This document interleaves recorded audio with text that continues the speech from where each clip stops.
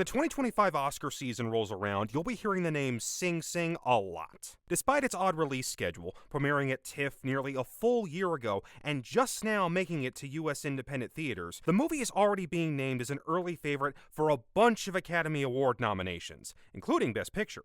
And while that kind of buzz is usually saved for the stuffy art house pieces, this time it's well deserved. This is one of the best films of the year, and you owe it to yourself to seek it out.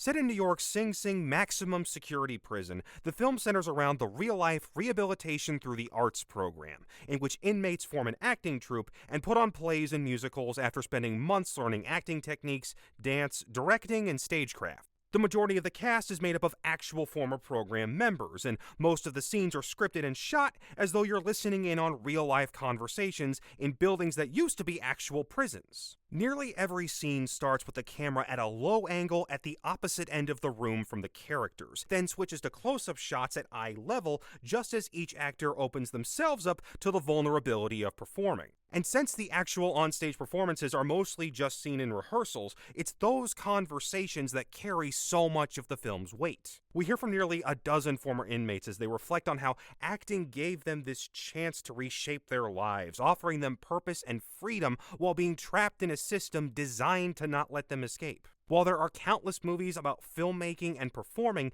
this is truly a celebration of acting.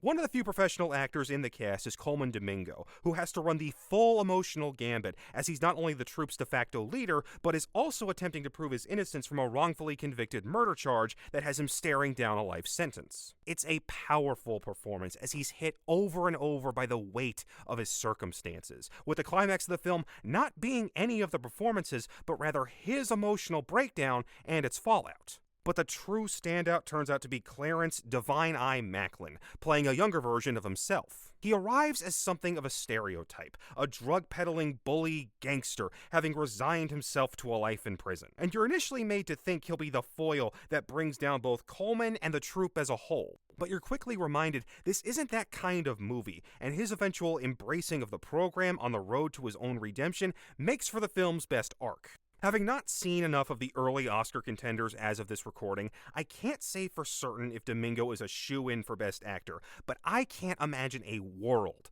where Maclin isn't up for Best Supporting Actor. Stunning does not even begin to cover it.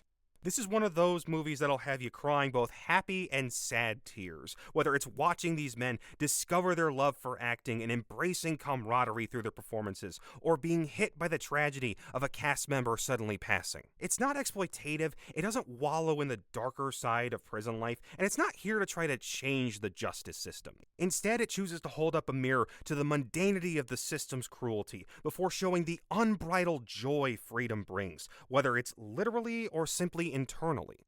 This is a wonderful film with some of the best performances you'll see this year. However you can, find a way to see it. Thanks for watching.